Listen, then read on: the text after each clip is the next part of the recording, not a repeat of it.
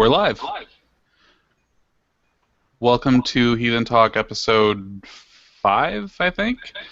And I'm going to kick it over to Torin while I do some busy work, and he can take it from there. Okay, everybody, welcome back to your favorite podcast, because there is no other podcast to listen to. There is no other podcast. So tonight, as we had discussed last week, we have a completely non-controversial topic to discuss, and that is LGBT plus heathens and how they fit into the culture that we're developing. We're going to have a guest on tonight, which I'll introduce in just a moment. But first, we want to do the second or third, depending on how you look at it, example of a new tradition we're developing, which is to toast somebody who is being influential in a good way in modern heathenry. So we thought about it a lot this week, and I'm going to try to give it over to Josh if he's available to introduce that person. So the person we are toasting tonight is actually the leader of a Costa Rican kindred Ermensil. I'm looking here. We are toasting to Esteban Sevilla. Their kindred has been really instrumental in getting Spanish language materials out there for South American heathens and obviously Spanish heathens. And it's been they've been featured in Iduna, the Troths magazine. I've seen them on other heathen websites that have talked about how well put together they are and how they really grew as a community and grew into a kindred. So this one is to Esteban Sevilla and Ermensil kindred. And hey, look, we actually have live viewers now, too. Oh, fantastic. Well, I'll go ahead and tell those live viewers and anybody who eventually ends up listening to us via the archives that we are now going to be taking recommendations from people on who to toast at the beginning of each podcast. And here's the basic guidelines. We're looking for somebody who is being influential to modern heathenry. By that, we mean somebody who's currently active in the heathen community and who either in their local area on a national level or, as you heard today, an international level, doing their best to forward the interests of heathens in general and the revival of our tradition. So go ahead and send us your recommendations. Send us a little bit of information on why you think that person deserves the recognition that you're trying to foist upon them. And we will look through those and try to decide who to honor once a week. So speaking of once a week and individuals, because I had no segue plan for this, I'd like to introduce this week's guest. Like I said, this week we're doing a discussion on LGBT plus heathens and what their place is in the greater culture of heathenry. And for that discussion, we've got a special guest on. Her name is Jennifer Popkin. She's a local voice coach for trans women, as well as having been one of the founders of Seattle's Gender Justice League, who hosts Seattle's annual Trans Pride event. She grew up in the South, but moved to Cascadia 12 years ago. Her passions include travel, attempting to understand humanity, Southern food, equality and justice for all people, and comic books. And those of you watching live can see that that's not a joke. Just look behind her. I didn't know there was going to be a video, by the way. That's why you have pants on. That's why I told you to be careful if you stood up if you decided not to wear pants for this. I'm not wearing any pants. This is a problem. Well, you know, you can turn the video off if it becomes a problem. But anyway, she lives with her wife and a small dog in the Capitol Hill neighborhood of Seattle. And welcome to the show, Jennifer. Thanks for coming on. Thank you for having me. So, this is going to be a bit of a jam-packed episode. We're trying to condense most of the content into the first 3 quarters, and to prepare yourselves, guys, we're leaving the entire last portion of this episode up for audience questions, because, like I said, this is a completely non-controversial topic that nobody will have any questions or disagreements about. I'm sure of it. So,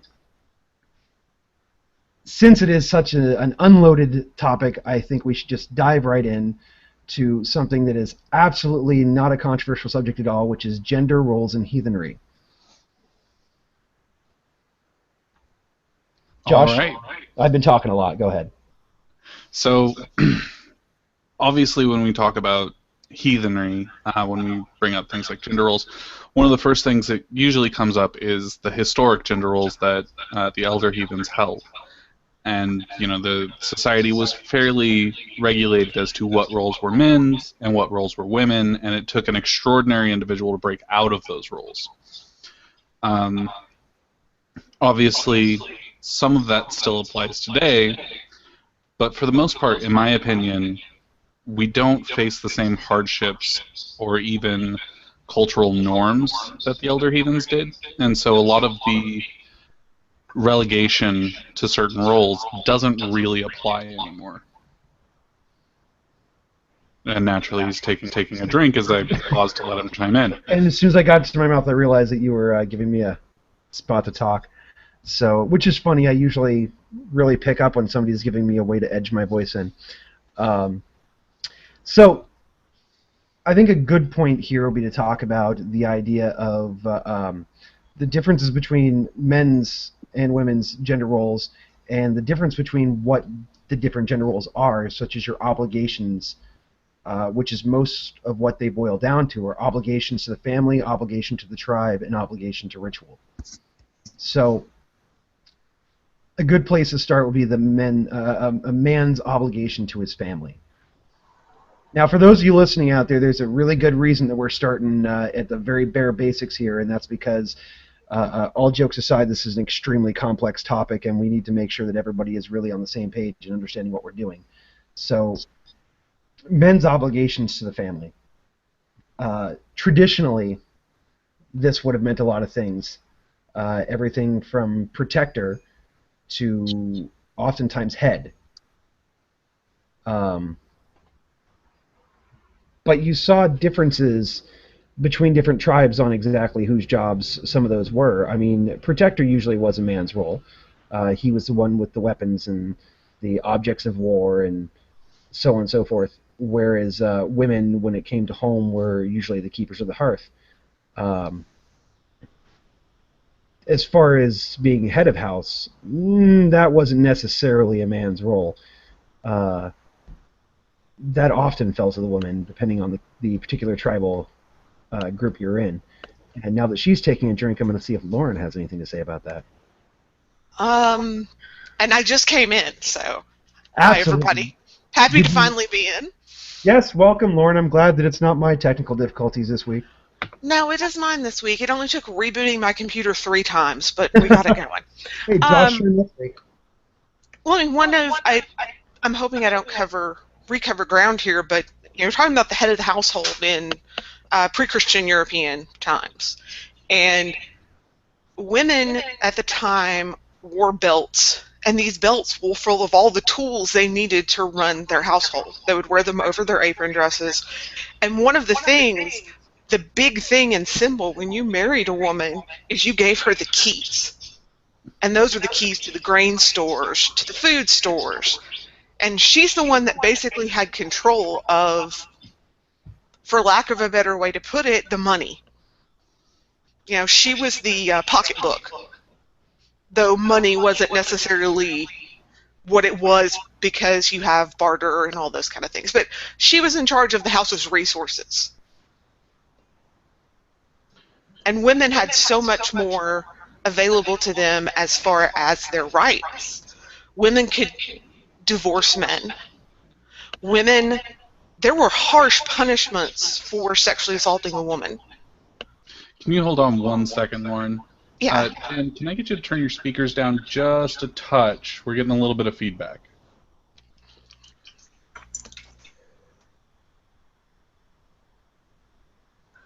Maybe. We'll edit that out in post. Oh, yeah. So, you were saying, Lauren? Well, women just had so many more rights.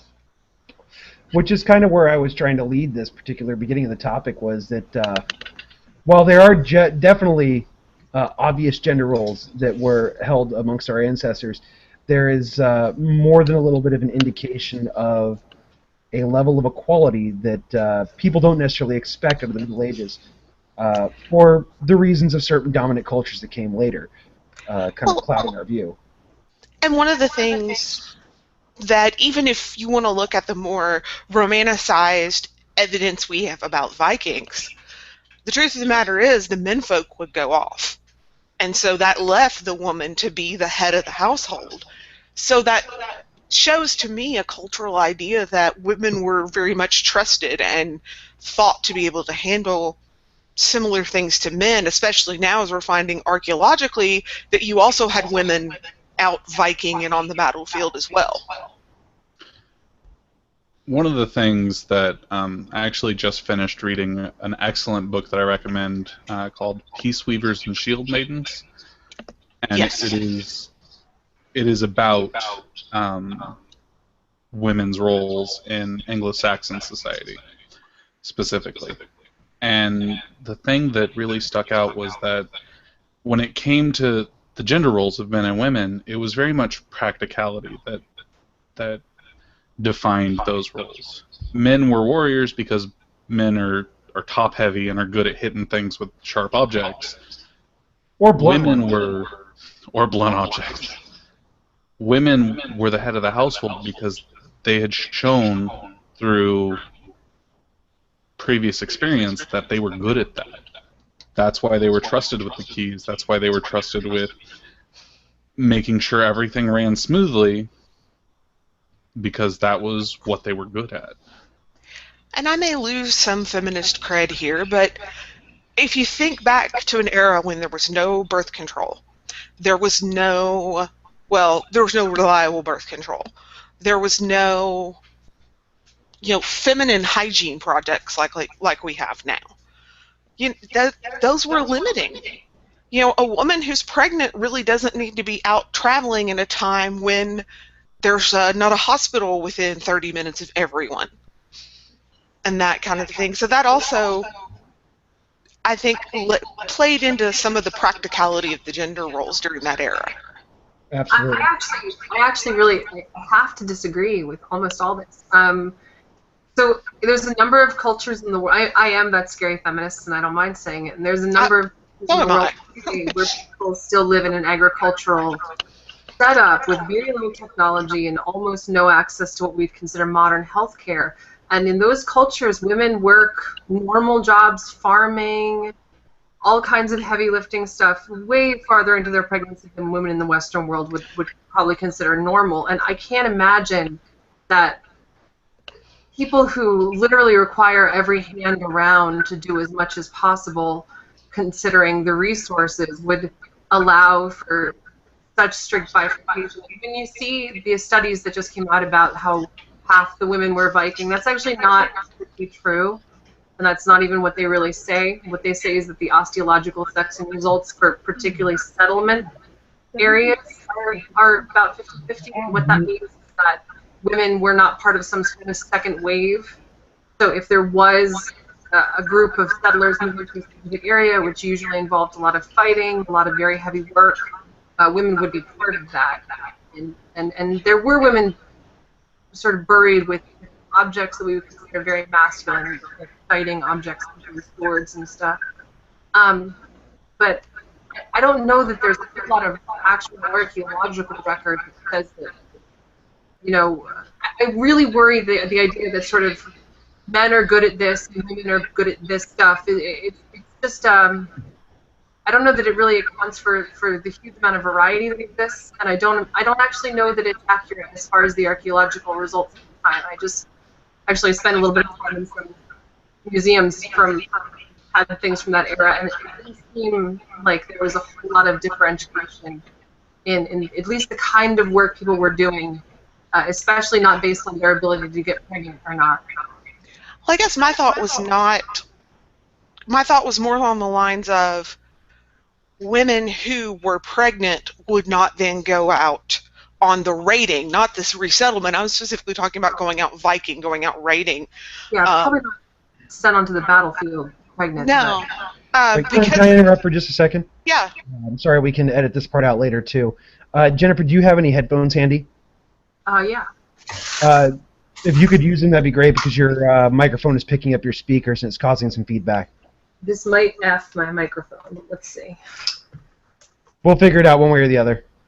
Can you hear me? Yes? Okay. Perfect. Fantastic. I have headphones. They're really meant for gaming, but will work Hey, for they sound this. a lot better, so... Yeah. Sorry, go ahead and continue your point, Lauren. Sorry I had to interrupt you. Well, what I was saying, I think that from what the stuff that I've read, now keep in mind this was 10 years ago, so there may be a change in, oh yeah, the women, I think also one thing that I guess I should qualify this statement was all of these things don't necessarily apply to the thrall class. Basically anyone who wasn't more nobility, just simply because there's so little that we know about them compared to the records I guess we have within either the sagas or even the archaeological evidence where you have burial mounds versus just a regular burial. So, like always, this pretty much, to cross out some intersectionality here, this pretty much only applies to the upper class. Because it's kind of the same thing we see with almost every other era when we look at historically. We tend to not look too close at, it's like the 50s in America. People want to think that everyone works here. That everyone, that women didn't work and they stayed at home and it was June Cleaver, but that's not the case at all. Most women worked that weren't upper middle class or above. Well, a point I think that needs to be made, and I think, Jen, this is kind of feeds into what you were saying. The women who were shield maidens, who were warriors, they were rare. It was not a common thing. You had to be exceptionally adept as a woman to move into that role. And it wasn't... I think it does boil down to the fact that the way women were looked at isn't necessarily that they are naturally better at these things, but that's how they were perceived at the time, was you're better at this and I'm better at that. So, I think the point we're getting at here is we kind of segued into what I was going to bring up after family, which was the woman's role in the tribe. Is that while, yes, we do have pretty definitive evidence anyway of there being defined gender roles, the gender roles weren't necessarily always very sharply defined.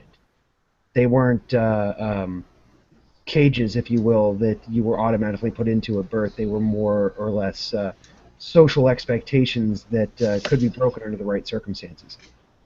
And I'm sure that we're going to get absolutely no questions or comments about that. No. No, not at all. That's going to be the running theme of the episode, I think. So, is there anything else that we wanted to? Because I know we got to push on a little bit, that we wanted to cover about men's or women's roles in family or tribe. I hear a lot of silence that's going to be edited out, so I'm going to say no. Yeah, I think we're good. Okay, so that brings us to the harder part of this particular segment, is gender roles and ritual. This is a place where social acceptance both mattered more and mattered less.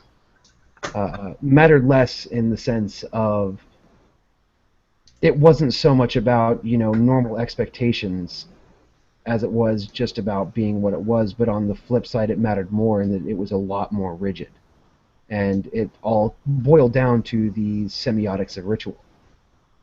The symbolic action, if you will, the fact that every little thing we do in a ritual has some meaning to it. So we end up seeing roles that are clearly defined for different people for different reasons. For example, you may have issues of a ritual position that requires a fertile female for the symbolism of it. For example, for many heathen traditions, the horn bearer at Sumbul. So we have to wonder about the reasons for these gender roles. Why is it that we don't have men as horn bearers at Sumbul, for example, or any of the other gender roles that might fall into particular rituals? Well, I think that really falls into some of what is often derided as woo. It's part of the mysticism.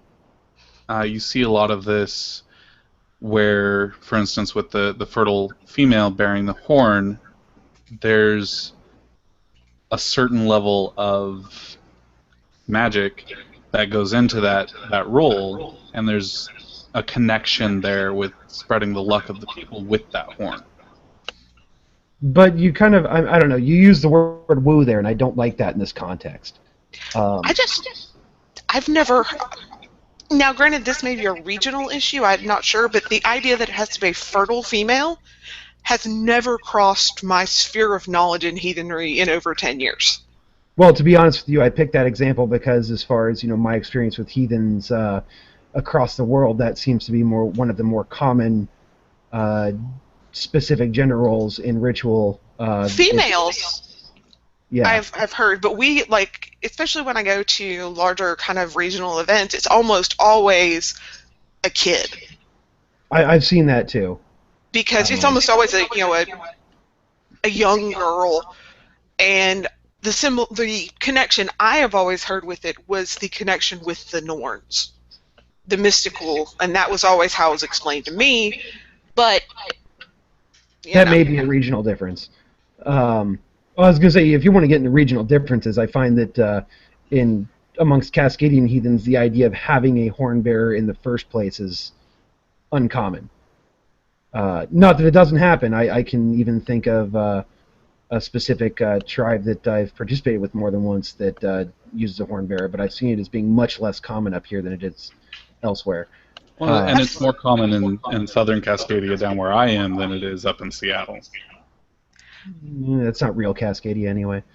I've only seen it usually at very large events. When you have smaller events, more intimate events, it's not been a thing as much as when you have 50, 75 people, 100 people like at Trothmoot, you kind of have to have those horn bearers for logistical reasons.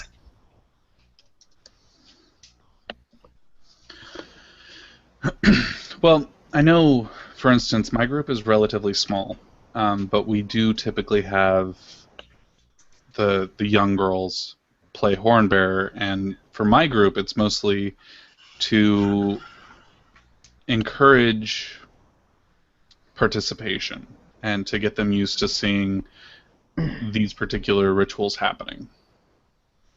But I have heard and seen the fertility aspect come up. Now, I'm going to go ahead and ask our guest what she thinks about all of this. Jen?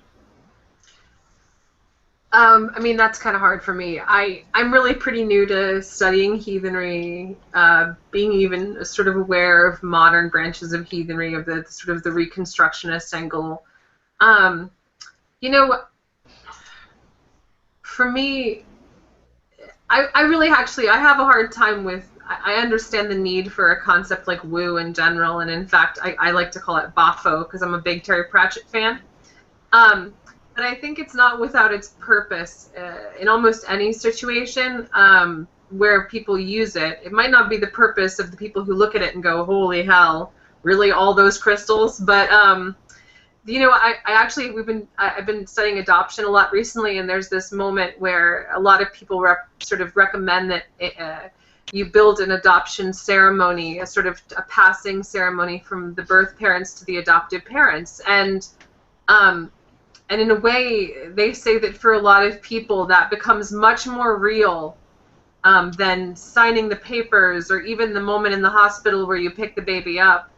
And I think that's a really powerful statement about people and sort of what we are and how we work. As far as this particular stuff with ritual goes, I don't know. I mean, I have never been to an event with a horn bearer. It's all, again, new to me. This is my first year, so I'm sure there's stuff still coming up. I find that, like, all of this stuff, in my mind, it would make more sense to lean towards the symbolic aspects of it as almost as heavily as possible, because it's not, it's almost when you think it is magic, that like a series of steps specifically taken in a specific way, and you've got it right and other people can do it wrong. I feel like that's a way more damaging and almost dangerous particular mindset. I think that having every individual group define it for themselves is really useful. I think that way it can tailor itself to the communities at hand, and I know that heathenry is a very community-centric faith. Plus, we are frequent to say there's a lot of ways to do heathenry right. Mm-hmm. There's also a lot of ways to do it wrong, and it's a whole lot easier sometimes for us to say when something is wrong than to say that something is right. The negative sometimes just can be easier to spot. Right, absolutely, and I think that we would probably have any number of opinions with any number of people we asked about whether or not there should be a female horn bearer at Sumbul. We got a little bit more sidetracked on that specific example than I intended.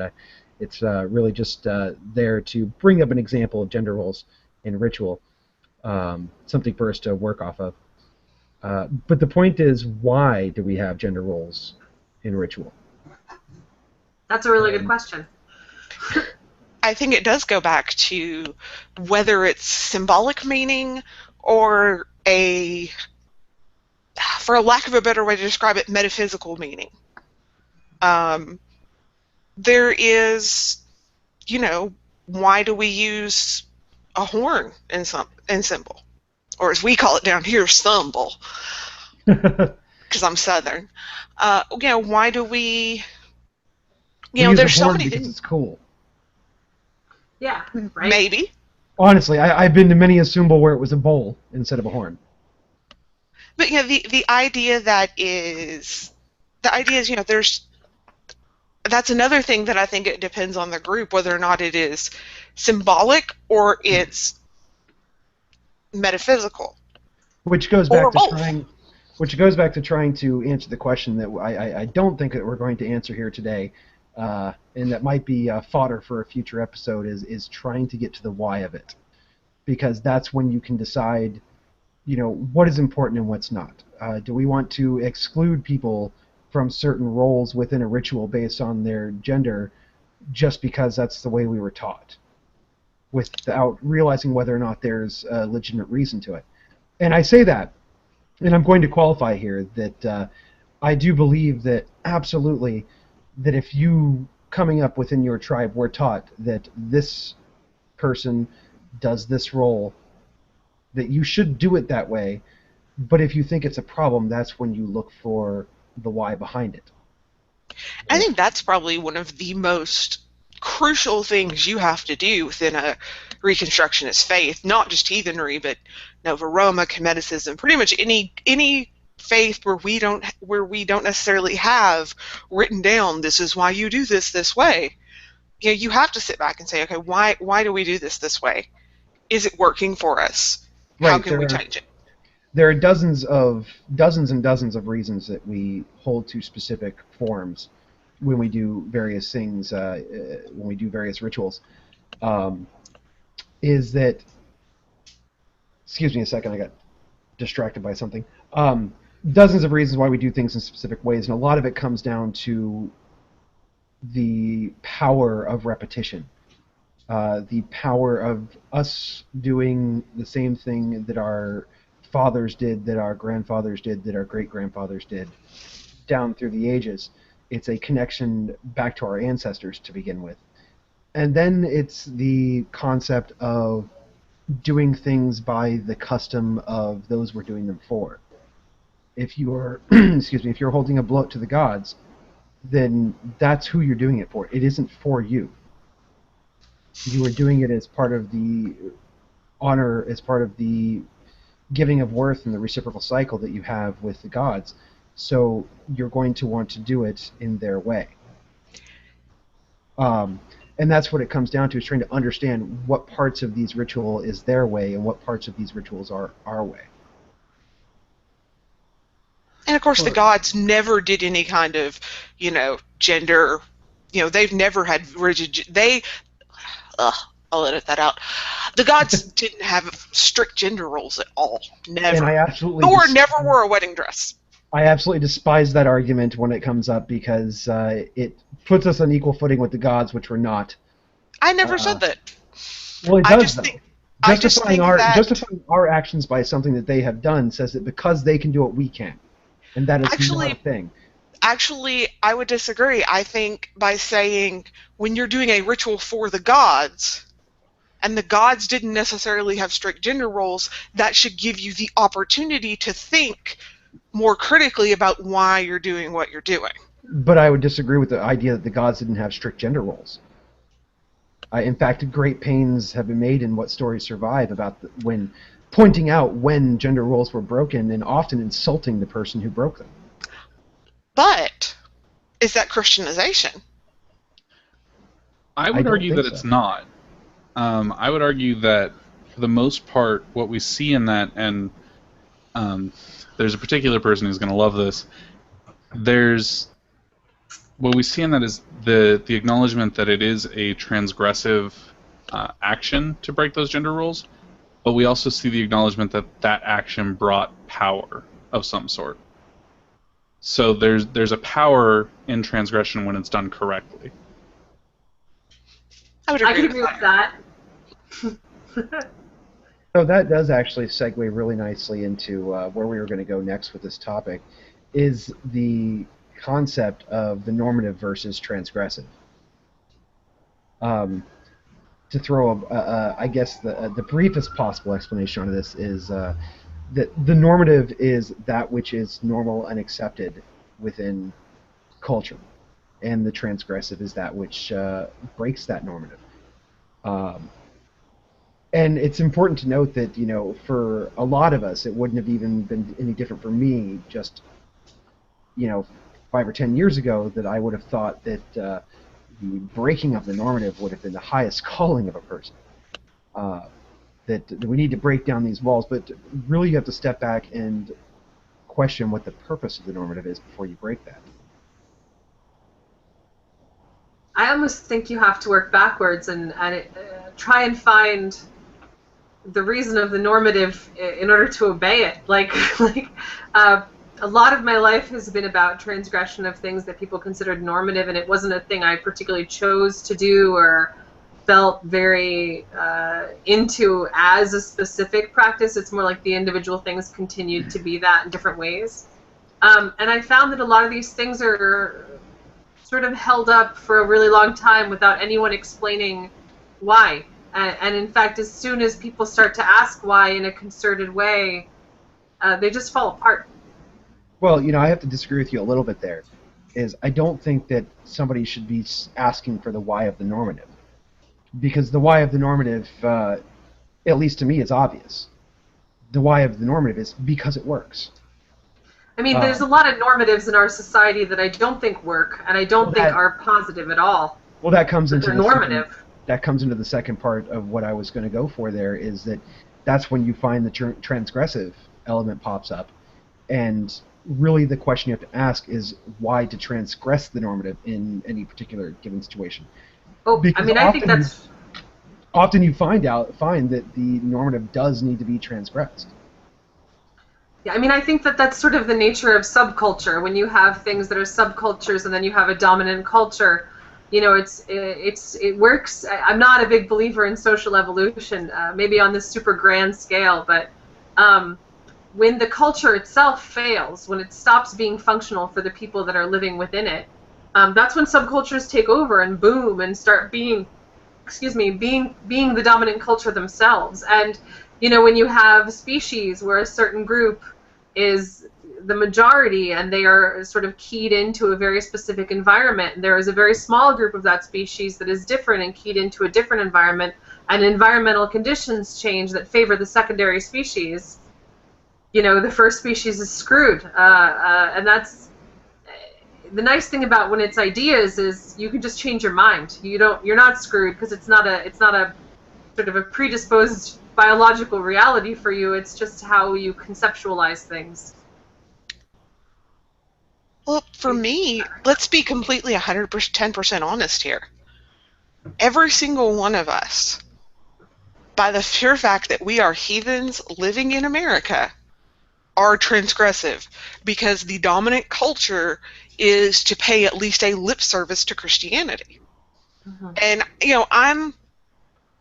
I guess that kind of the normative and transgressive really is where sometimes I struggle with, just because I have watched the power, I guess, of being transgressive. The power of seeing, we have gay marriage is legal in America now. Whereas 10 years ago, even 15 years ago, I could have never imagined that would happen. The changes that we're, I guess to me it comes down to the point where maybe I feel like we're transgressive by our mere existence against the dominant culture. When everything changes, how can you not be transgressive? I mean, you inevitably are going to end up in situations in which behavior that worked once isn't going to work the same again, because the situation itself is different. Well, that goes back to exactly what I was talking about, examining the why of the normative, the why of the transgressive as opposed to the why of the normative. Because, as I said, the normative is the normative because it works. And it works in a way that promotes tribal cohesion, promotes cultural cohesion.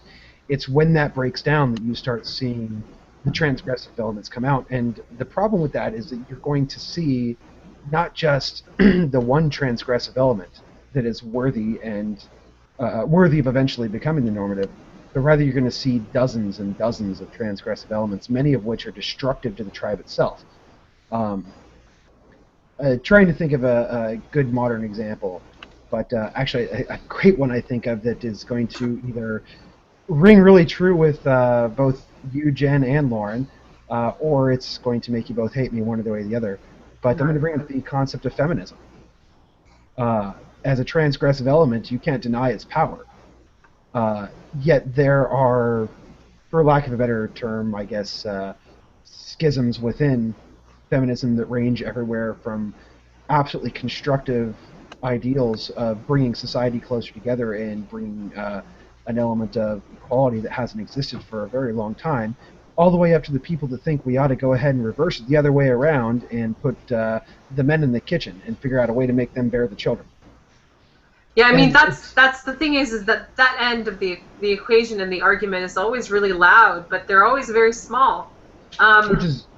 And that's a fault. I will say this as my experience of working in media for 10 years. That is very much, to a great degree, the fault of our sensationalist media cycle, where we're going to give those loud voices, those extreme voices, the most airtime. Because, let's be honest, you're sitting at home. You have the choice between watching a story about this woman screaming about the patriarchy or a normal interview with a woman talking about salary differences between men and women. Most people are going to watch the Jerry Springer show. Right, it makes good copy. And, exactly. And that's exactly what I was saying there, though, is despite whether or not the loud element may or may not be the minority as opposed to the majority, but that doesn't make it any different that they are an element that is transgressing the normative that needs to be put down. I don't think it does need to be put down, and I don't think any of these things need to be put down. And part of that is that, it's never going to be a job well done because the thing is, the normative is only held in place by the majority, and the majority of people believe a thing, it becomes normative, and that majority, it's never going to work if the majority is always in charge of which transgressive element gets listened to. These things evolve on their own, and they happen in ways that people can't plan, and they happen inside people's minds, where people are on one side and then they change their mind and they're on the other side. They don't kill people, it just changes how they think about things. I don't think any of them. I think we have to start realizing that some human beings are dumb. They're not very smart. They're not self-aware. They think of things in ways that don't make sense. They're hyper-aggressive or super self-centered, and this just happens. And those people are going to glomp onto all kinds of things, whether it be heathenry, where they bring in a huge racist element, or this sort of internet boogeyman of the scary, scary feminist who wants to castrate 1/10 of all men. I think only a 10th? Only, look, you need the breeding stock. Okay. Yeah, I think that these things are they almost are so self-defeating in their extremism, especially in a society with something like the internet, where all kinds of ideas get to come to the surface and get to be seen. That I don't think you need to. If they're really that bad, they'll just run themselves out. We're seeing this happen all over the place with all kinds of groups that oppose LGBT rights and are against people of color having the right to vote, or this stuff's just falling apart because it's only normative because the most people believed it, and the most people believed it because it was normative. It's not really, it's cyclical logic. It doesn't really function as an actual something that stands up under any analytical pressure at all. I have to agree with Jen on this one. I come from a different corner of the transgressive element. I come from the anarchist spaces and the super. I've gone super left with being a mutualist, and I came to that from being an anarcho-capitalist, and I came to that from being a libertarian. Been all over the place, and in each iteration of what I've been, it's been the fact that I have this exposure to the outside world, to this wonderful invention called the internet, where I can see other ideas, and the more exposure you have to those other ideas, the more you realize that the bad ones don't necessarily need to be shouted down and left, to coin an anarchist turn of phrase, no platform. They simply need to be exposed to the light of day. Yeah. And well, what else is shouting down if it's not? I'm not saying to... Well, there's a difference between giving people no chance. I don't know. Like, there's also, where a lot of us have been on Reddit, and there's a very, big conversation about censorship on Reddit. And the reality is that when you never ban anybody, and when a particularly, sort of aggressive, ultimately not constructive train of thought takes hold, and a lot of people start buying into it, it silences a lot of people sort of in a de facto way without having to censor anybody. I don't know. I think the thing is these communities are individual communities, and they will evolve, and the ideas will smash into each other. It's like, heavy elements in the heart of a star. You just get things active, and stuff will sort itself out. Just don't let people coalesce into these weird little bubble groups where they stop realizing there's a whole world out there, even if part of that world is like tinfoil hat wearing moon landing deniers. Not that I'm not going to argue whether or not that's a valid position or not, but please don't write in with that, please. Well, it's not a valid position, and feel free to write in if you're a moon landing denier, and I will feel free to... You're just pushing the sensationalism that Don't Jerry start Springer stuff. gets into. Hey, feel free to write in that you're a moon landing denier, and we will send Buzz Aldrin to your house to punch you in the face. But we won't delete your comments. I don't know. Like, I had a hard time on Reddit because I was on there for a really long time, and I did notice that recently it was getting pretty tough for people who didn't agree with sort of the feminism is awful and almost sort of anti-liberalism and anti-intellectualism, certainly anti-analysis. It just got tough. That's my everyday life where I live. There's such I'm a from huge... the South, I understand. Yeah, I live in Arkansas, and there's this huge, even within heathenry, there's this, kind of anti-intellectual, anti-critical thinking, and that can be really tough when you're already in an area with such a small heathen population to begin with, and to be able to try to find, again, even I feel sometimes in the larger heathen community where I am certainly transgressive compared to other people. But I've watched, and come back to gay rights, since LGBT plus is the focus of this show. I've watched, though, people go from super anti-gay to two of my friends from high school who've been together pretty much since high school that are lesbians getting a million congratulations on getting married from people, you know, on Facebook that I would have thought would have been beating them with the "you're going to hell" stick. So, you know, I have there's a conservative value. Christians in my family who Yeah. are in their faith very much conservative, but in their practice as far as society goes, not so much. You know, they're very welcoming and they're very accepting. And not only are they accepting, I should say they're not just tolerant, they're accepting. I do think there's a difference between those two things. You tolerate the dishes your roommate left in the sink for too long. You tolerate the funny smell your dog has. But acceptance is a whole nother level, and I think that they're genuinely accepting. I just think, you know, it's tough to think of any people as a monolith, as something that stands all together, all facing the same direction all the time. I don't think that is almost ever the case. And I think every time that you try and paint a group larger than, I would say, a couple thousand people with that brush, you're really doing a disservice to, like, the intellectual capacity of the people discussing what's happening, and also, you know, the people who are supposed to try and learn from it. And let's be honest here, as heathens, we are really, really good at saying you're doing it wrong and you're not the boss of me. Just to bring it back to the heathen argument. And so that kind of comes into my thought of being what's normative in your tribe may not be what's maybe totally transgressive to outer culture. And trying to find that balance of how to exist in both places can be difficult. For me, you know, I've spoken before, I have this big issue with what I call extreme tribalism, where people think that only their tribe matters and they don't have to give a hoot about what's going on outside of their tribe, when the fact of the matter is you have to find a way to balance both of them, or you're not going to be a functional member of greater society, which is damaging to your tribe, in my opinion.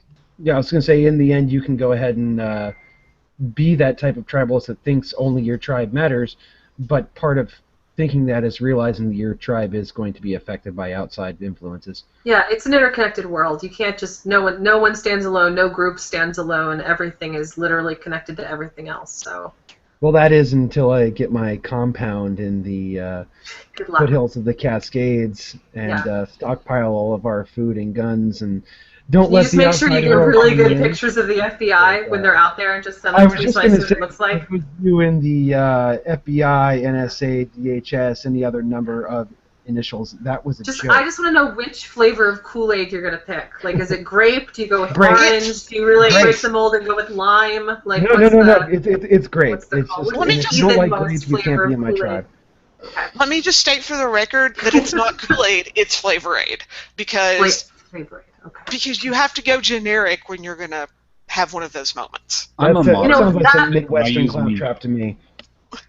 Mio, yeah, I really think you have to go upscale with it because it's you know, you only have so many chances at that point to get it right. Time is running out. So, you know, I think that there's a point to say things about sort of a reconstructionist faith, which I know a lot of people are very sort of hooked on digging as much information out about what we're supposed to be doing and what heathens are supposed to be believing out. But in reality, you're going to dig the well dry at some point. I think. You know, Torrin, we've talked about this before, where at some point you're just going to run out of sources because there's only so much that's been preserved, and you are going to have to start building. And at that point, you have to decide, are you going to build for the world that really is, or are you going to try and build for this sort of fantasy world? And I don't mean, like, are you going to kowtow to the majority beliefs? I mean, like, are you going to sort of figure out for yourself what's really right and do that? You know, this guy right here, pointing at a tiny Captain America toy, has this like amazing quote in the comics that says, it doesn't matter what the press says, it doesn't matter what the politicians or the mob says, it doesn't matter if the whole country decides that something is wrong but something is right. The nation is founded on one principle above all, the requirement that we stand up for what we believe in no matter what the odds or the consequences. And then it ends with your job is to plant yourself like a tree next to the river of truth and tell the world you move. And I think that's a really potent thing, and that's something about sort of what attracted me to heathenism is this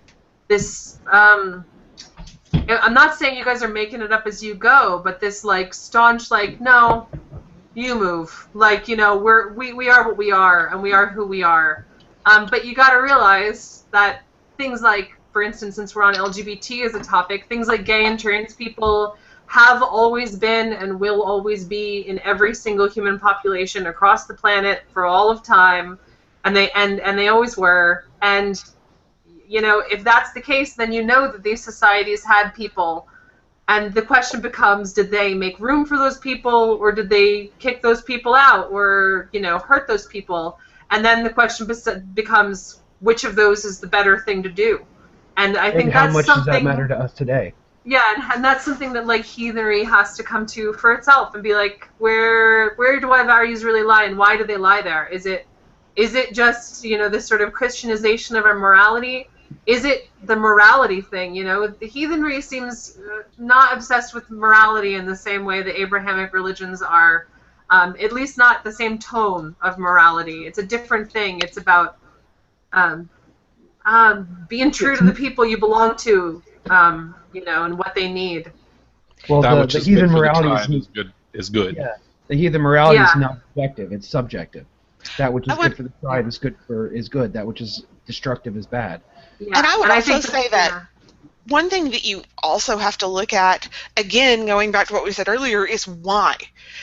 If they treated, how they treated people who were LGBT, why did they do that? And if it's a situation where, well, people were expected to marry opposite gender partners and have children because that was the only way they could make sure they had enough, you know, basically. People to farm or Yeah, be on the exactly. boats. And I think that actually digs to the root of why any society, to be honest, I'm going to get real feminist, I think it's a really misogynist root, which is that people who are parents want to be able to extract value from their children as an object. And when you have a son, the value is that you get to pass on what you own to the son. And in most places this is true and not the opposite. You get to pass on what the son has, and the son takes your name, and the value is that you kind of get to stick around. But when you have a daughter, they don't take your name and they don't keep your assets. So the value then becomes a sort of a transaction. And I think that means that a gay woman is inherently less valuable, and a gay son is inherently less valuable, because all of a sudden that transaction doesn't work anymore. And if it's used as a power structure or a bartering method between groups that's effective, and people realize they can't use it and they want to use it, there's this idea that you can just like make the kids do it, and that's probably what happened most of the time. But I don't know whether or not we should think of our kids that way. Should we really think of people as an object, as a piece of sort of currency in that particular fashion? Anybody, men, women, I don't care. Well, honestly, I think there was a time when you had to. Maybe. And that gets back into the questioning of the why. Yeah. You know, there was a time when one of the most important things for the tribe was to produce more children for the tribe. Because that was the only way people the tribe... everywhere on the planet at that time had that same obligation, because there weren't that many people. Absolutely. Now there's 7 billion of us. There's a lot. Let's be honest here. What used to take, 12 children 3 weeks to do, I could do in an afternoon with a John Deere. Yeah, but you could have more fun making the 12 children do it, I think. That's the... Yeah. Or at least practicing to make the 12 children. Let's not get into child labor. But that's the whole point, and that's actually a really great topic to bring up, just because it is very illustrative of the time when transgressing the normative becomes valuable to the tribe, to the point where that transgression becomes the normative. For example, there was a time, like you said, when one of the most important functions that any member of a tribe could serve was to meet a person of the opposite sex and produce more children for the tribe. Now there's so many reasons why that's not the most important thing that it's become almost unimportant in and of itself. You can be the crazy aunt that helps raise the children and teach them the old ways. You could be not crazy and still do that. Well, but he's talking about my particular position. We also said earlier that, Yeah. or as Lauren pointed out earlier, the fact that we're heathens alone is transgressive. So, in a Christian normative family, the heathen aunt's going to be the crazy one. I'm just Automatically. But yeah, I mean, so you can be the aunt or the uncle that helps foster the children, helps raise the children, and bring them up to be good members of society. You can adopt, which was not really much of an option for, our Germanic ancestors for the most part. Actually, I just read a really amazing study that says that that's not actually true, and there's a number of cases in which adoptive families and fostering children became very, very important and was often accepted, and whereas it might not have become common because of just the sheer numbers of people weren't that large, it certainly wasn't anything that was like... Oh, well, no, I mean, absolutely. Fostering, for example, was... which is adoption. Huge.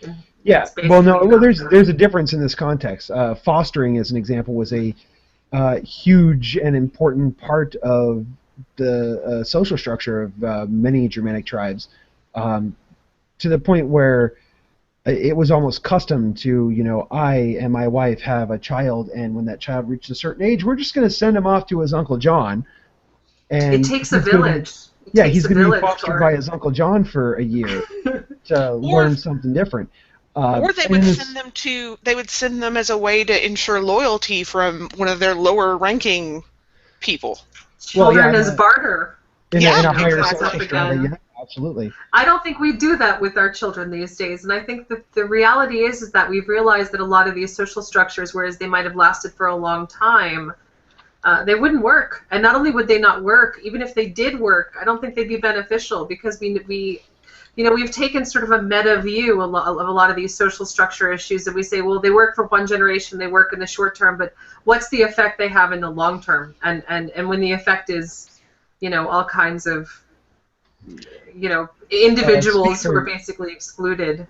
Speak for yourself there, Jen. My brother John was not a random example there. We do have hard plans that when I eventually reproduce, my child will be sent to him for an extended period of time for fostering, because that has more to do with than... I just meant in the function as a barter. I didn't mean fostering at all. As a potential future adoptive parent at some point in my life, I definitely agree with that. But I just mean it wouldn't be it's not a currency interaction. There's nothing gained except hopefully the wellness and the knowledge of the child, in my hope at least. Right. Well, my thought on this, though, is that also within the context of heathenry, because we don't need these, 11 million children to ensure the survival of our families, I don't feel bad about the fact that I'm not going to have children and I'm not going to adopt. My choice not to adopt is because of my health issues, I pretty much already know I'd be put at the bottom of the list. And so to me, the choice, once again, what's best for the tribe? Well, what's best for the tribe is for me not to pass on my genetic blindness. Because, and for me to instead be participating with my brothers when he has children, or my cousin's children. And some people disagree with me on that very, very, very much. But I think that you have to say, we have 7 billion people and we can't sustain that. So what's the bigger picture here? And like I said, what's looking at the long term? Because I think society-wise, looking at the long term can be transgressive. Because a lot of people don't. They only care about what they can get right now. I think it helps, to conceptualize the fact that heathenry isn't going to breed itself into a massive movement. It has to think itself into a massive movement. It has to win the war of ideas. And I think part of the power of it is, the thing we lost when, as a culture, we stopped with polytheism. I know I was talking about a specific book with Tor another time, which is called For the Love of Destiny.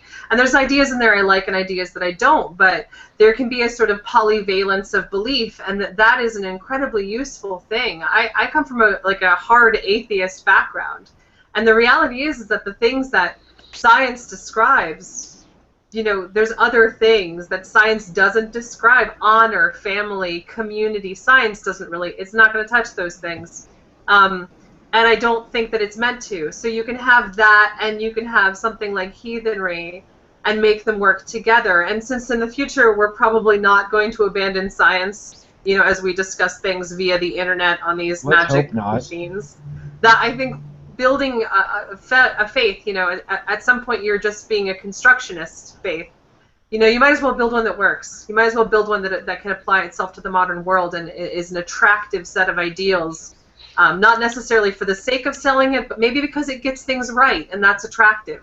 People that really think through things and understand them well. Well, a few episodes back when we talked about, we did our newbie cast, and it really came down to practicality. Act in a practical way. Act in a way that is good for the community. And once again, this is my opinion, and I know Torn will probably argue with me, that I see more what's good for the community versus just the tribe. That's my own personal thing, mostly because my kindred is super small and I'm active in my community. Because to me, what's good for the community is going to be good for the tribe, unless it's very rarely. Unless it's Torrens, like weird survivalist camp in the middle of Minnesota, that they don't need other people. No. They grow everything in there underground with no sunlight. Well, you can pretend I'm going to argue with you, Lauren, but I'm really not, because I believe I made the point earlier that for the most part, most of the time, what's good for the tribe is the same as what's good for the community. And what's good for the community is often what's good for the state or the nation. I guess the question is what's good for the community good for the individual? And I understand that the individual is not the focus of heathenry, but if the individual can't function, the community can't function, and that's just a reality. Well, what's good for the individual is all about what's good for the family, and that's an entirely different subject. I mean, as a person, like I'm a trans person, I had to transition at some point, and there were people in my family who didn't love that idea, and they didn't think it was good for our family. And I don't know that they were right. Obviously that didn't work out for them. And I think the difference between what is good for the family and what the family thinks is good for the family has to be made pretty clear. Right. Well, I mean, a lot of that comes down to understanding what it means for what's good for the family. The family can object all that it wants. The family can tell you what its opinions are, but what it comes down to is what the family's reaction to outside forces are. If not necessarily in your particular example, but if the family is faced with the idea of somebody's trying to attack you for being trans, they might disapprove of you being trans, but I would surely hope that they would step up to your defense against the person attacking you. Yeah, I mean, I guess that they would, and I guess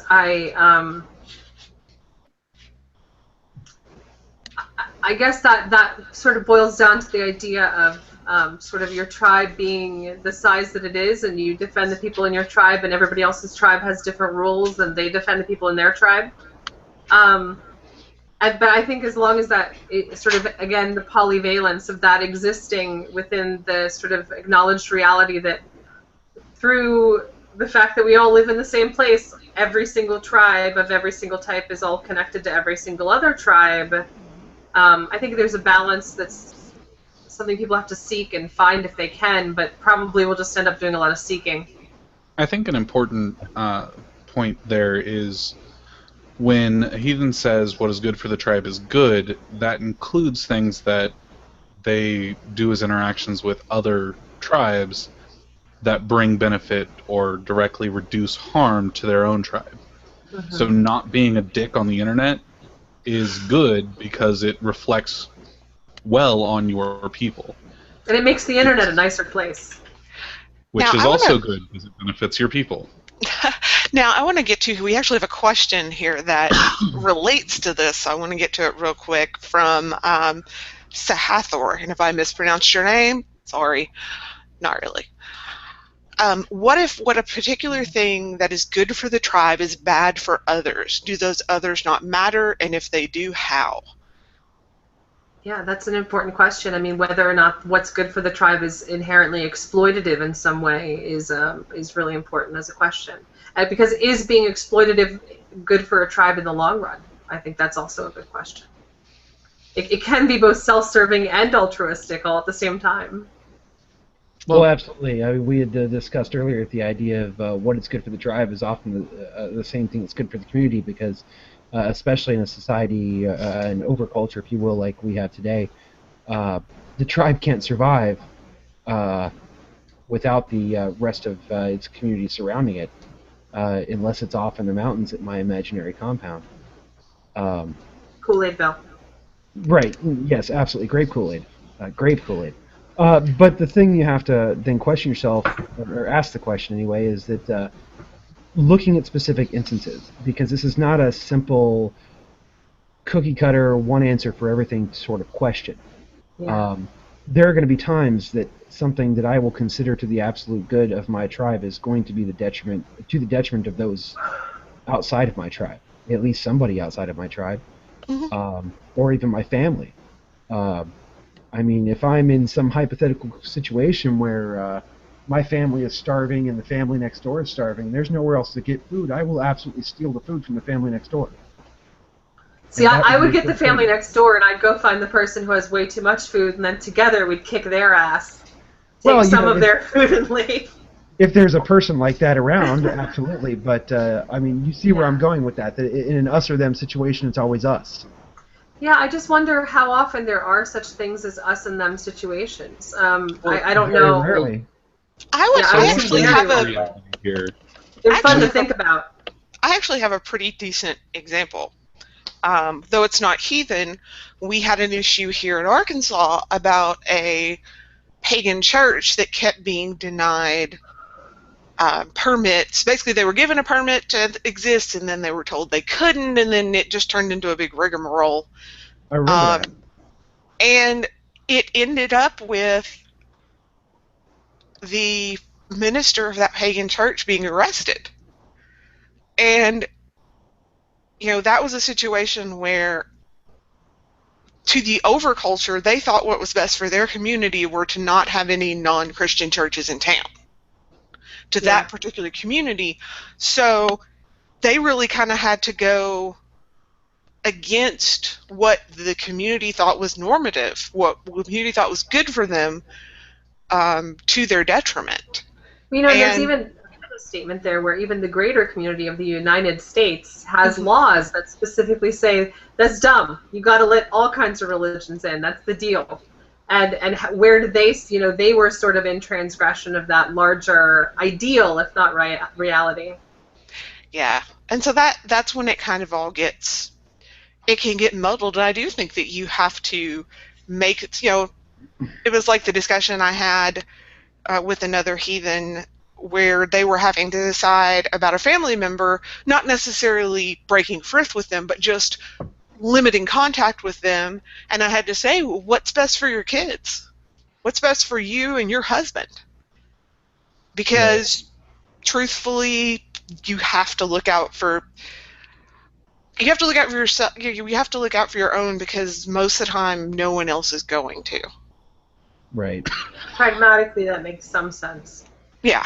So, so to bring this to reality, just real quick, most of the interactions we have in our day-to-day lives are not us and them interactions. No.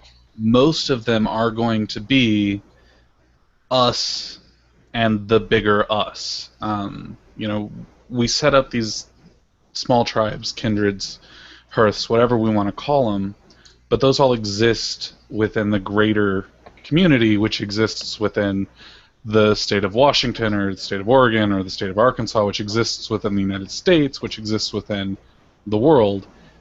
And if what's good for the tribe is good for the greater community and doesn't hurt the tribe, then it's good. And that's to me, the baseline.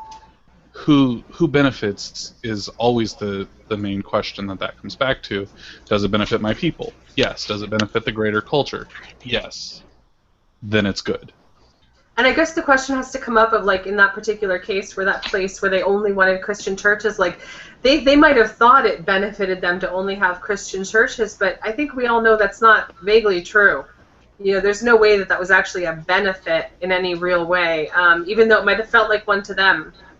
I think it's funny how many concepts that we're talking about tonight are, like, concepts that, for instance, intersectional feminism spends a lot of time talking about. Yes, we do. It's all about pragmatic problem solving for a situation where it's not us and them, it's never a war, it's always a rescue mission, and how do you live that, and where's the value in that, and, you know, why do people seem to live as though that is the opposite of the truth so often? So speaking of pragmaticism, I have another question for us from Thorrunner. What is our opinion on abortion, since we were talking about making more children?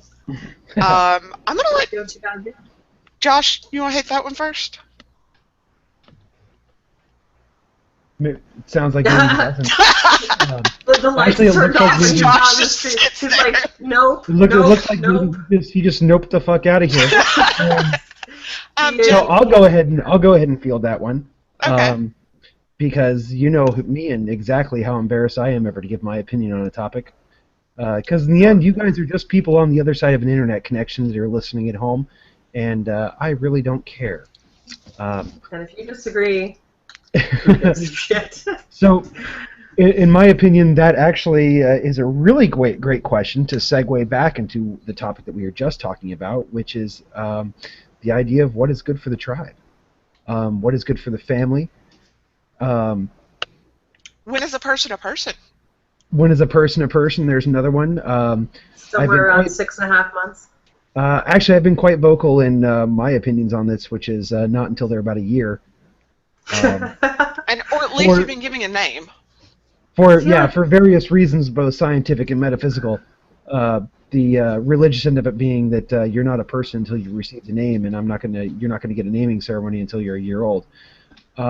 But as far as the actual topic of abortion goes, this is something that, to me, is a bit of a topic that's been covered by our folk throughout history. It's something that we, from anthropological record, we never shied away from it when it came to various, for lack of a better term, hedge witch sort of solutions. Drink the right tea and everything's going to be good. Or even the idea of having a child that's born in the winter and realizing you can't take care of it, you give it to the gods, which was a really, really nice way of saying you take it out into the woods and leave it to die of exposure. Yeah. I think these things are all very sad, you know, but that's a reality of life, I guess. But at the same time, maybe we shouldn't.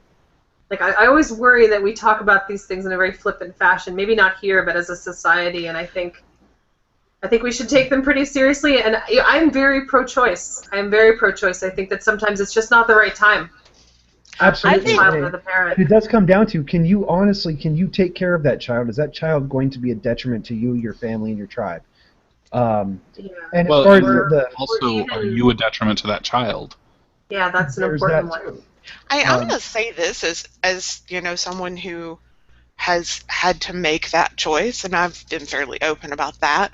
I almost feel like, to a degree, treating it flippantly is something that has to be done because it's such a taboo in our overculture to talk about. That's kind of the last great taboo of talking about, you know, your personal experiences with it, especially. Well, it's the gallows humor of death. Oh, absolutely. You speak about it flippantly. That way, you don't have to necessarily deal directly with the reality of it, because hopefully, by the time you get around to the gallows humor, you've already dealt with it realistically. And I just mean, you know, when I say flippant, I don't mean like joking about it. I mean jumping to conclusions about it and thinking that you have more knowledge than somebody who's going through it has. That's pretty flippant, in my opinion. That's not a thoughtful position. And hooking yourself on any ideology instead of thinking about the individual circumstance at hand. It's flipping. It's the easy move, and it's not the smart move. And for those that are looking, because there's always going to be those that are going to be looking for that historical justification. I have to go back to a particular memory that I have of a friend of mine who happens to be another Swedish American that speaks fluent Swedish and speaks nothing but Swedish when he gets drunk. And we often find ourselves in situations where lots of alcohol has been consumed and there's a fire going and he starts talking or telling stories or singing and nobody has a damn idea what he's saying except for the few of us that can understand a little bit of what he's saying. And this one particular night, and he sings this absolutely hauntingly beautiful song. It was a very, very, very old Swedish folk song. And all the people sitting around the fire, mostly all the girls that were starting to swoon because he has a beautiful voice and he was singing in a foreign language, were just begging him to know what the song meant. And he kept trying to tell brush them off and not tell them. And in the end, it was a song about a farm wife who had a child in the middle of winter and had to take it out into the woods and leave it on a stump to die. And I bring that up because that is both a way of both pointing out the fact that this is a question as that once upon a time wasn't a question, and also to point out that it doesn't necessarily have to be something that you never speak about and that is always sad.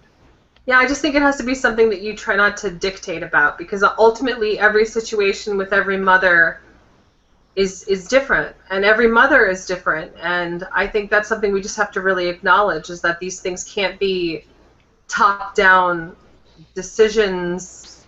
You wouldn't say everyone has to get an abortion, and you wouldn't say no one can get an abortion. I think you just have to say, here's the things and the consequences are yours, and that's just a reality you're going to have to deal with wherever this falls. Quote a phrase we all grew up with: knowledge is power. Yeah, as much knowledge as possible. I agree. It's better. So, to kind of wrap that question up a little bit, I'm sorry, Lauren, did you have something else to add to that? No, go ahead. I'll say, to sort of wrap that question up and give I forget who answered it. It was no one did. No one answered it. No, so Thorner. Yeah. To give that person, to give him a little bit of closure on this question and give the direct yes or no answer. The answer is that there's really nothing you're going to find in heathenry that's going to say anything one way or the other about it. You're just going to have to search for the cultural meaning behind that question, and from a cultural standpoint, what's the answer to that question? It seems as though from the cultural standpoint of everybody on the show tonight, the answer is it's none of your damn business, and I'll do what I want because I have to do what's good for my people. But ultimately, that's up to you and your folk to decide. So another question we have that I promised I would get to is that my friend Charisse, who is inexplicably listening to this podcast, wants to know why I think it's a good idea to send any child to live with my brother John for fostering. Question. Yeah. I'm sorry, what's that? I missed that? I'm sure that's a very good question. If he's anything like you, it's a good question. Oh, he's worse than me. Oh yeah, that's a really good question.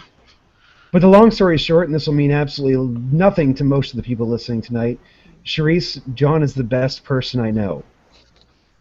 Take that as you will.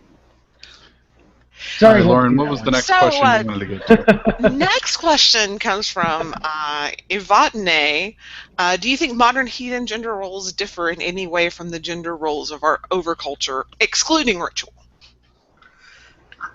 I would say it's really hard to define at the moment, since they're so in flux, what the gender roles of the overculture are. We know what they've been, and we sort of know who's enforcing them and where, but whether or not they're going to stick around there is, I think, it's kind of for grabs. I think from what they've been, heathen gender roles are a touch more practical. I want to say. I think for us, versus the modern nuclear family gender roles, for the modern heathen, it's very much do what you're good at, and we all work together to make sure this thing works. And Absolutely. that's about how we define it within the everyday non-ritual practices. Yeah, I think the reality is there's very little pragmatic difference between men and women. This is something I've had some pretty strong personal experience with. We tend to be really good at putting things into categories, sort of psychologically as animals. It's something we're really good at. We put this into one category and this into another. And I think a lot of the time we ignore the grander category, which is that human beings mostly function, this much of the functioning is human function and this much of the functioning is gender function. And, when you let the symbol become more important than the reality, I think that's when those things get skewed, and that the reality of that particular percentage difference is forgotten. Well, I think we talked earlier about, the places where the symbol is important versus the places where the practicality is important. As far as gender roles and culture goes, I mean, there's really not a lot there left anymore. Well, I mean, we're talking about, there's a lot of cultures, and Western culture differs greatly from, Middle Eastern culture or African culture. And again, inside even those cultures, there's African culture is huge. Africa's a massive continent. There's a huge amount of difference in there. And what is... Yeah, you really can't say there is an African culture. No. No. Well, to be fair, Somali culture is different than Ugandan culture, is way different than South African culture, is Right. way different than Egyptian culture. Well, I mean, I guess I have to apologize to speaking only to the cultures that I know or participate in. Ethnocentrism. Bad archaeology. Bad archaeology. Hey, you know what? It belongs in a museum. It belongs in a museum. I'm gonna get one of those to go in here. I'm telling you, I'm gonna get one of those idols. Let me say though that the overculture, even in the United States, can differ. What is considered kind of the overculture out in Cascadia is incredibly different than what the overculture would be here in Arkansas. Well, absolutely. I mean, I would be willing to make the argument that while, for example, the trans person might still technically be transgressive in Cascadia, it's not going to be a thing much longer. But I'd be willing certainly to bet. less. It's certainly, all things. I think this is something that I've again had a lot of personal relationships with. Is that everything, literally everything, exists on a spectrum. Right.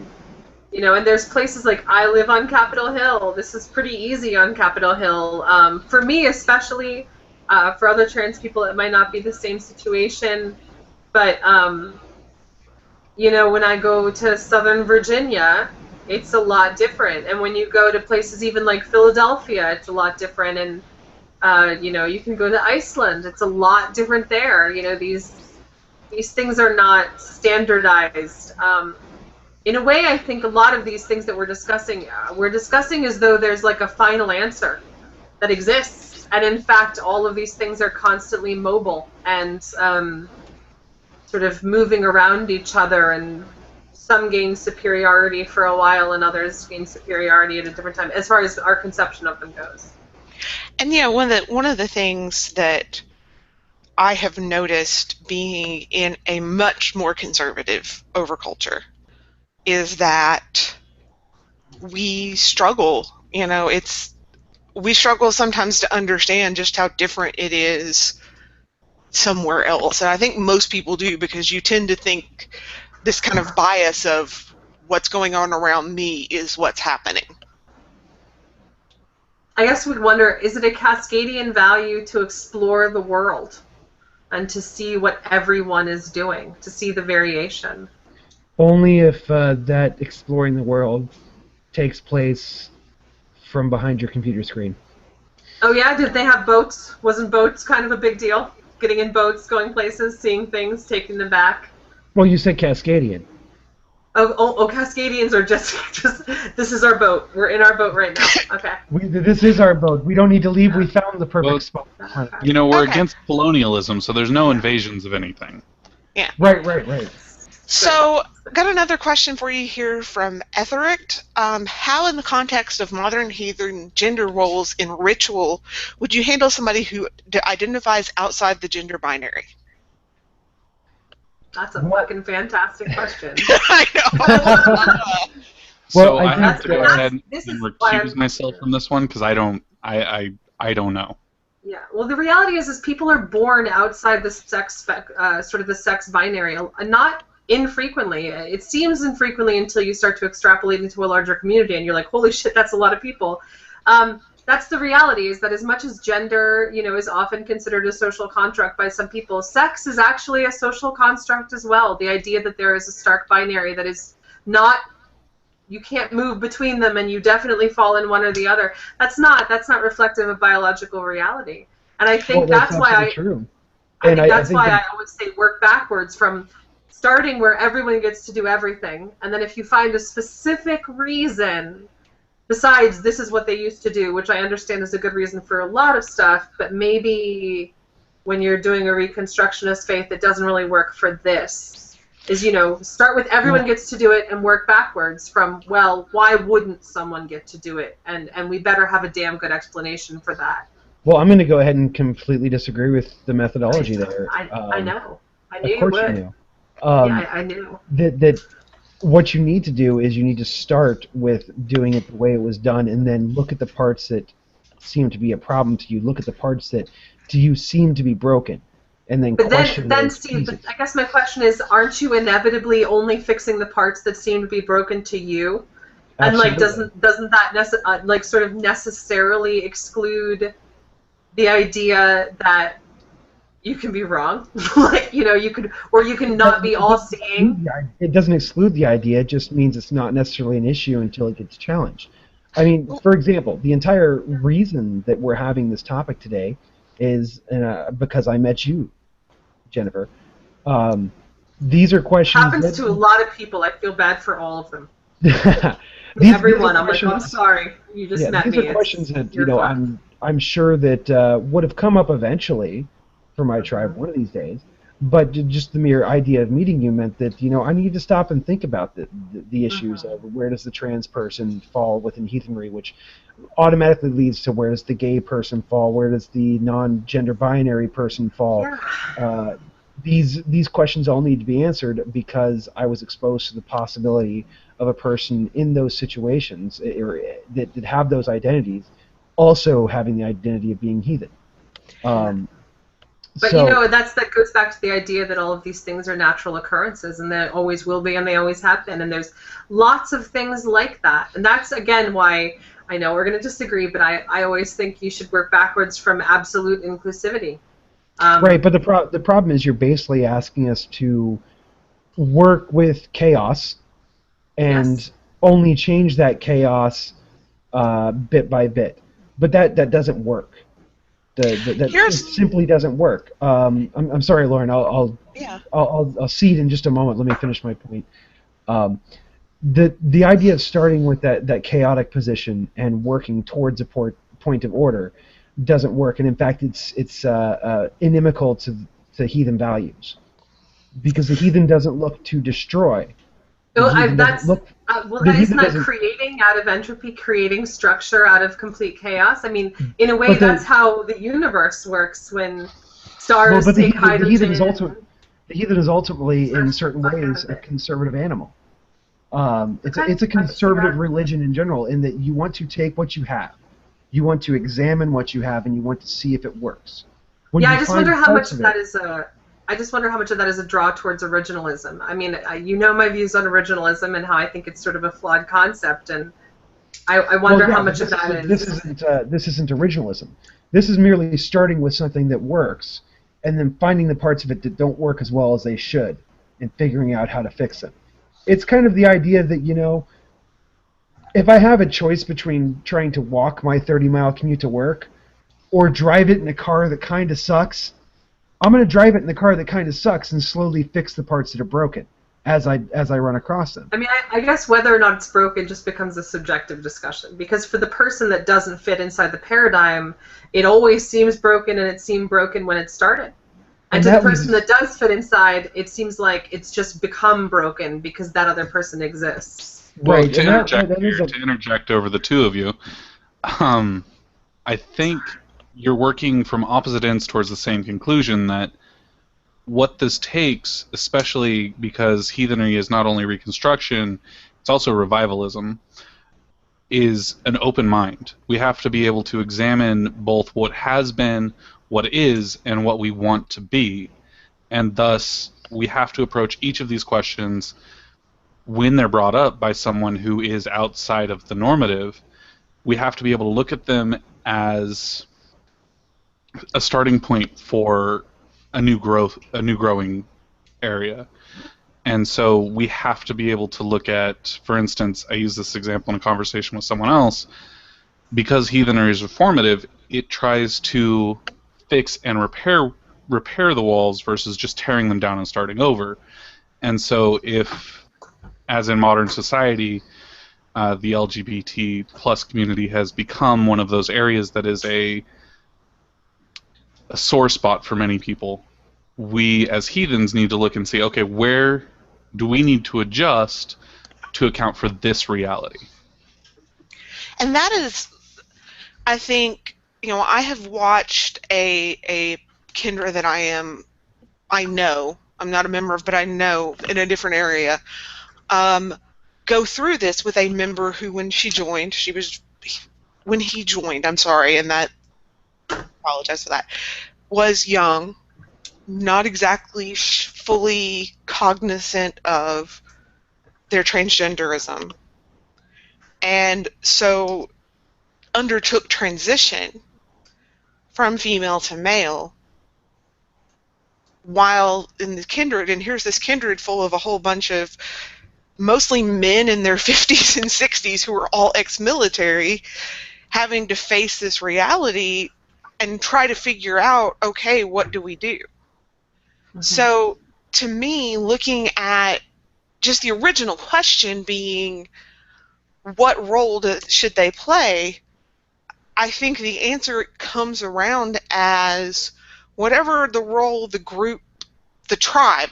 Now, I'm not talking about the over of heathenry, because quite frankly, when it comes to these matters, I don't think that they're anybody else's business, and no other group should be able to come in and, well, they're going to come and say you're doing it wrong, but at least to me, it's a situation where that's when the group has to sit down, examine things. Why do we do what we do?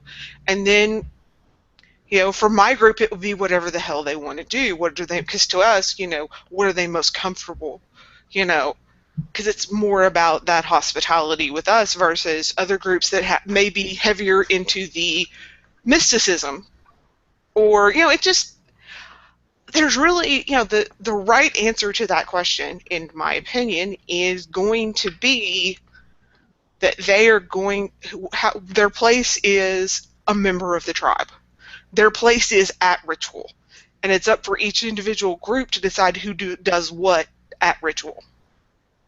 I think that's true. I think the thing is, though, when we think about things like this is one of the reasons that I keep saying, like, this is and has been and always will be, is like, what came first, the people or the tribe? And I think, if we realize that something is an inherent human condition, it's just part of what it is to be a person, for some people, or enough people, I guess. I mean, I know it's always a question of, like, where do we draw the line? But, where does that, like, I don't know, how do we play with that? Like, where does knowing that this is sort of part of people become an obligation to create room for it in a constructed or even a revivalist mind frame?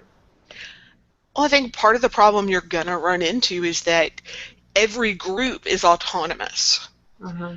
And so every group is going to have to make those decisions for themselves, whereas my particular tribe are a bunch of hippie liberal,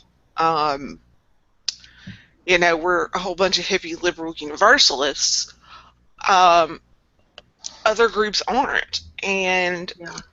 since there's no Ossopope, then Yes, there is. You mean No. this guy? Are you telling me Torum's not the Ossopope? Because No. he told me he was. He definitely said, "You should always listen to me. I'm right about everything."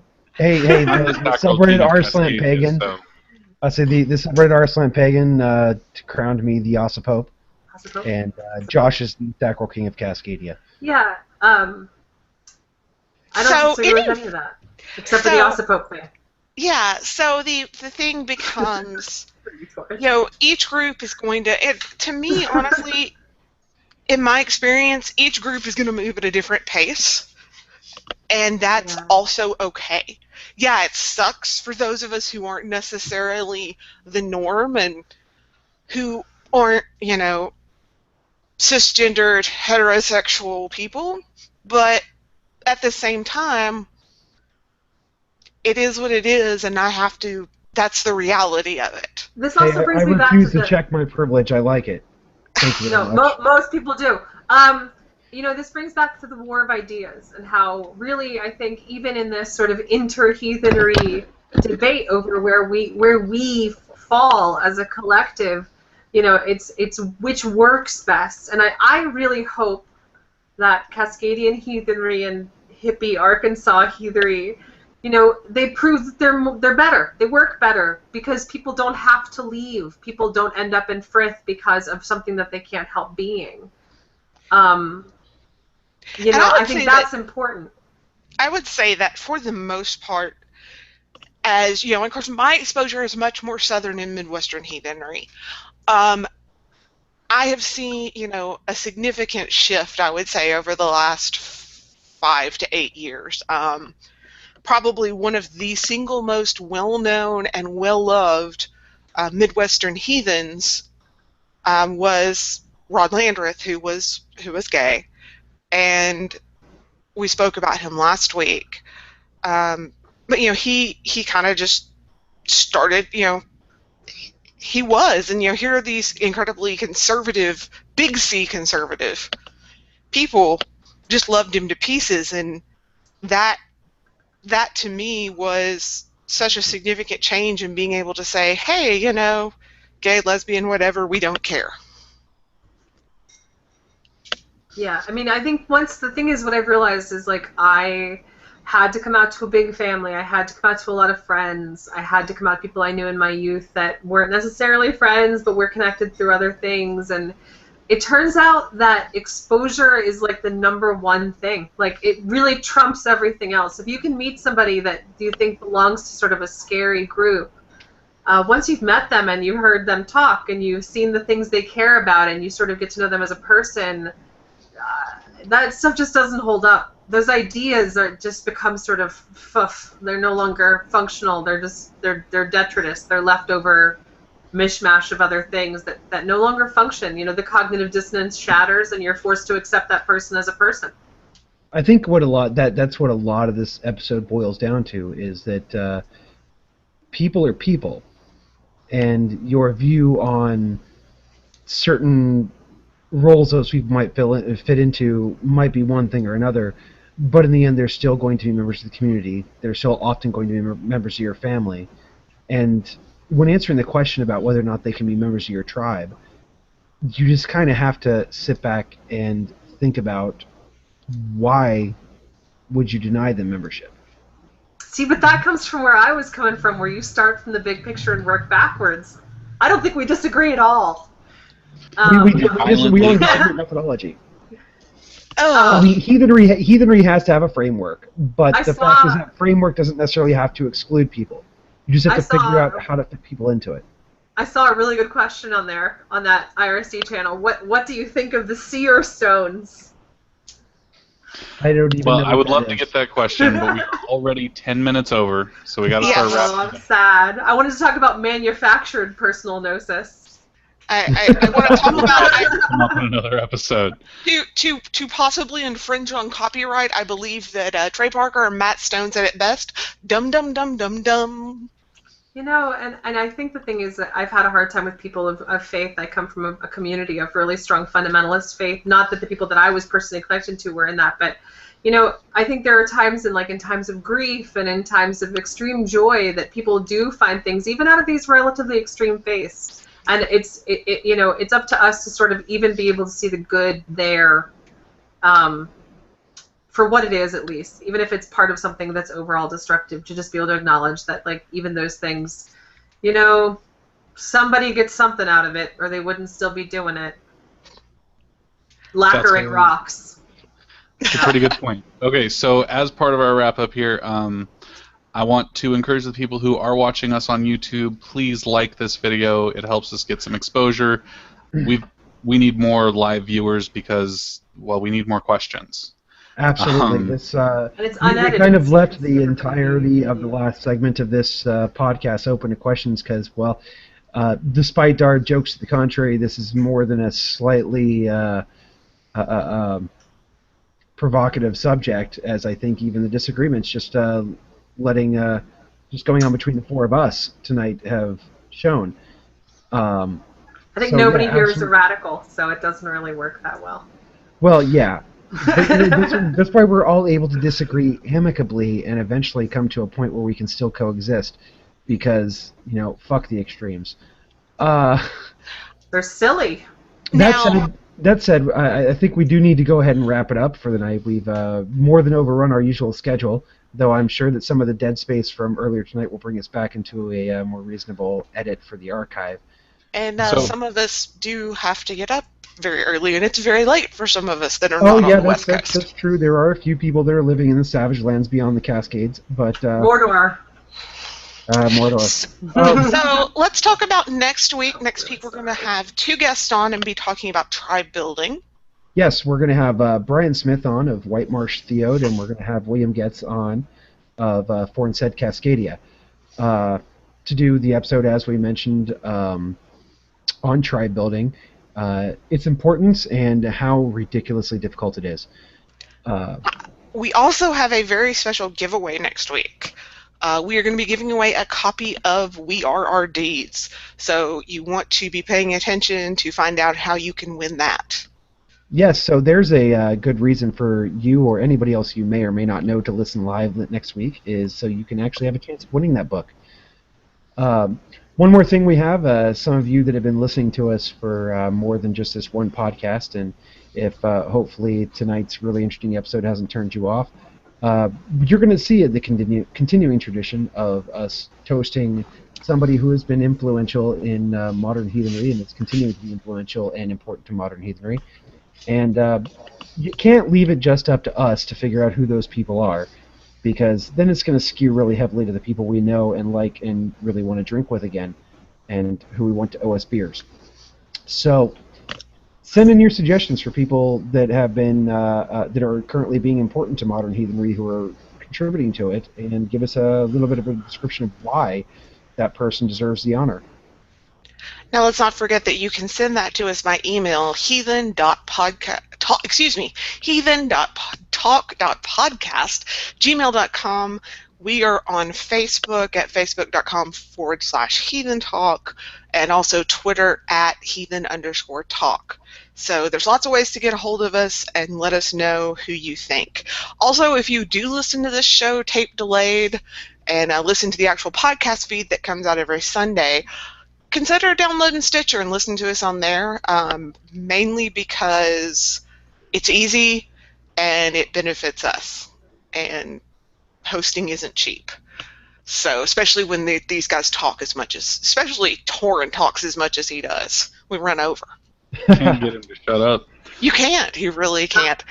Some of that was probably my fault this week. I'm sorry. I'm a little loquacious, I've been told.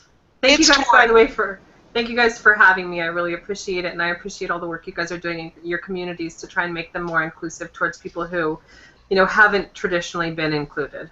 And thanks so much for coming on, Jennifer. I mean, we obviously in certain circles, heathenry has a certain reputation, and the idea that we can do something to dispel that a little bit and realize that there's a difference between the majority of people that are just getting on with their lives in religion versus the minority who wants to go out there and spread hate.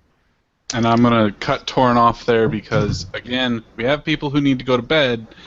So keep in mind that you're doing it wrong. And you're not the boss of me. See y'all next week.